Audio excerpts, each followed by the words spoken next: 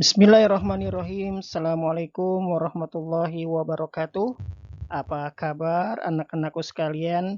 Jumpa lagi dengan Pak Syamsir dalam pembelajaran PJJ, pembelajaran online atau pembelajaran jarak jauh SD ITB Baitur Rahman. Kali ini Pak Sam sengaja membuat metode pembelajaran yang berbeda dari biasanya. Kali ini Pak Sam mengirimkan video rekaman suara Pak Samsir menjelaskan materi tentang gaya dan gerak.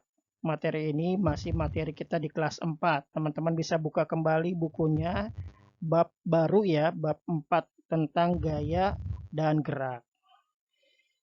Sebelum Pak Samsir menjelaskan lebih jauh, nanti teman-teman silakan buka bukunya, buku SPS ya, tentang materi gaya dan gerak. Oke, kita buka dengan baca doa terlebih dahulu, membaca basmalah, bismillahirrahmanirrahim, dan doa mau belajar. Rabbi tu billahi rabba wa bil islami dina wa bi muhammadin nabiyya wa rasulah. Rabbi zidni ilman warzuqni fahman. Amin ya rabbal alamin. Oke kelas, are you ready? Let's go. Nah, teman-teman sekalian, pada materi kali ini Pak Sam akan terlebih dahulu menjelaskan tentang pengertian ya, perbedaan dari gaya dan gerak supaya kamu bisa paham nih apa sih perbedaan gaya dan gerak. Gaya adalah suatu kekuatan yang mengakibatkan benda yang dikenainya dapat mengalami gerak, perubahan kedudukan, atau perubahan bentuk.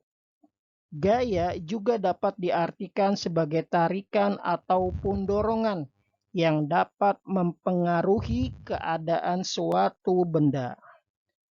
Sedangkan gerak adalah perpindahan kedudukan suatu benda terhadap benda lainnya akibat dikenai gaya. Ya, teman-teman harus paham ya perbedaan ini ya. Kalau perlu teman-teman screenshot, kemudian teman-teman catat kembali. Dengan kamu melihat, membaca, dan mencatat kembali materi-materi yang diberikan oleh Pak Guru dan Bu Guru, insya Allah materi yang diberikan akan semakin nyangkut, semakin masuk ke otak kamu. Oke, next. Selanjutnya, catatan penting buat teman-teman yang pahami adalah perubahan gerak akibat gaya dan gerak suatu benda yang mempengaruhi oleh gaya. Next. Nah, pada PowerPoint berikutnya kita akan membahas tentang pengaruh gaya terhadap gerak benda. Gaya dapat mempengaruhi gerak benda, teman-teman sekalian. Beberapa pengaruh gaya terhadap gerakan benda yaitu: yang pertama, gaya dapat mempengaruhi benda yang diam menjadi bergerak. Kedua, gaya dapat mempengaruhi benda yang bergerak menjadi diam. Ketiga, gaya dapat mempengaruhi benda bergerak menjadi lebih cepat atau dia menjadi lebih lambat. Keempat, gaya dapat mempengaruhi arah gerak suatu benda. Sedangkan contoh peristiwa yang menunjukkan gerakan benda akibat gaya. Gerak benda akibat gaya nih teman-teman sekalian. Yang pertama itu adalah sepeda yang dibelokkan akan berubah arah sesuai gerakan pengayuhnya. Kedua, mobil yang mogok, teman-teman dorong, itu akan mengakibatkan mobil itu bergerak. Ketiga, meja yang diam, kamu dorong, dia akan bergerak. Sepeda motor yang tiba-tiba direm akan berhenti. Atau kelereng yang dijentikkan atau kamu sentil itu akan bergerak. Itu adalah contoh dari ya peristiwa gerakan benda akibat dari gaya. Ya.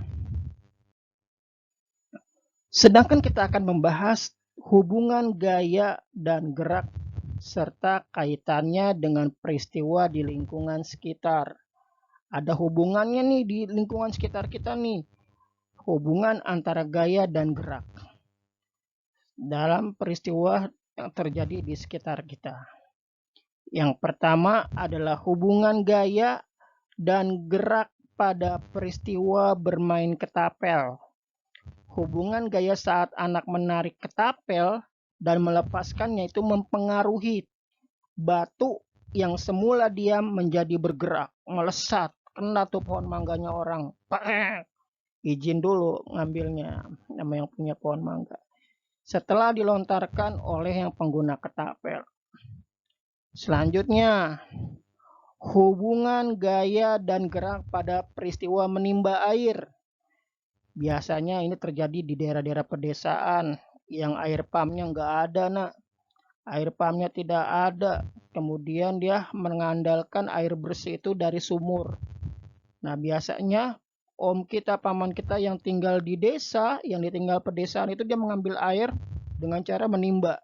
Nah, pada saat tali timba itu diturunkan ke bawah, kemudian diambil airnya oleh paman kamu, ketika menarik itu membutuhkan gaya tarik ya. Jadi peristiwa itu sering terjadi di daerah pedesaan. Ketiga, hubungan gaya dan gerak pada peristiwa membuat gerabah. Semua perlengkapan rumah tangga yang berasal dari tanah liat, bisa gerabah, kemudian kendi, piring, keramik, itu adalah perubahan gaya yang diberikan terhadap tanah liat yang mengakibatkan jadilah benda-benda seperti gerabah, kemudian keramik, gelas, piring yang terbuat dari tanah liat. Itu contoh-contoh yang terjadi di sekitar kita. Nah, teman-teman sekalian, perubahan energi yang terjadi dalam kehidupan kita sehari-hari.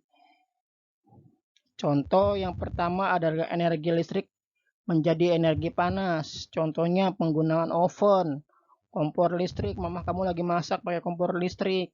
Atau mbak kamu lagi setrika. Itu adalah perubahan energi listrik atau gaya listrik menjadi gaya dalam bentuk lain, menjadi energi dalam bentuk lain.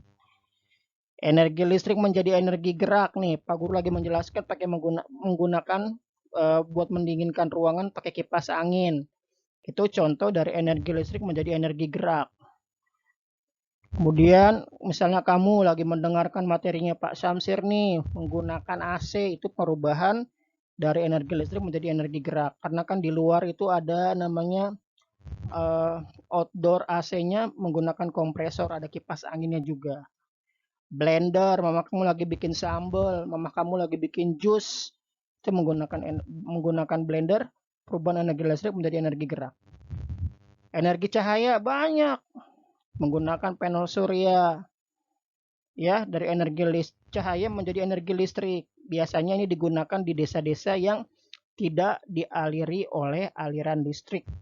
Wilayahnya, rumahnya nggak punya, dipakai panel surya. Contoh berikutnya adalah energi listrik menjadi energi panas. Penggunaan hair dryer atau pengering rambut. Apalagi banyak tuh yang untuk listrik menjadi energi panas, pemanas ruangan. Ya, kalau di daerah-daerah pedesaan tuh ada daerah-daerah pegunungan, maksud Pak Samsir, yang wilayahnya dingin pasti ada pemanas ruangannya.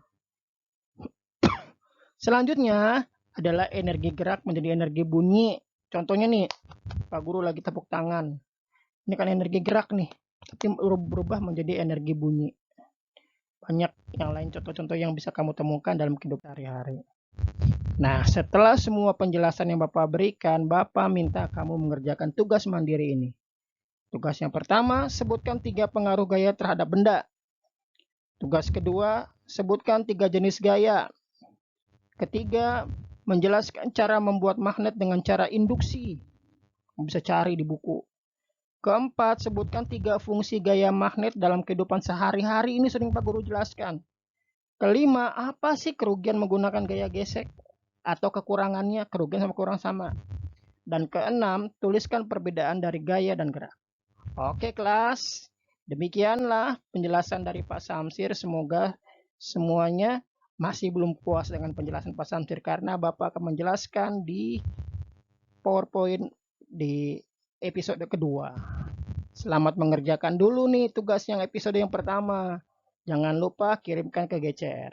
Oke, terima kasih atas segala perhatiannya. Semoga apa yang Bapak berikan bisa bermanfaat. Billahi sabilil haq. Assalamualaikum warahmatullahi wabarakatuh.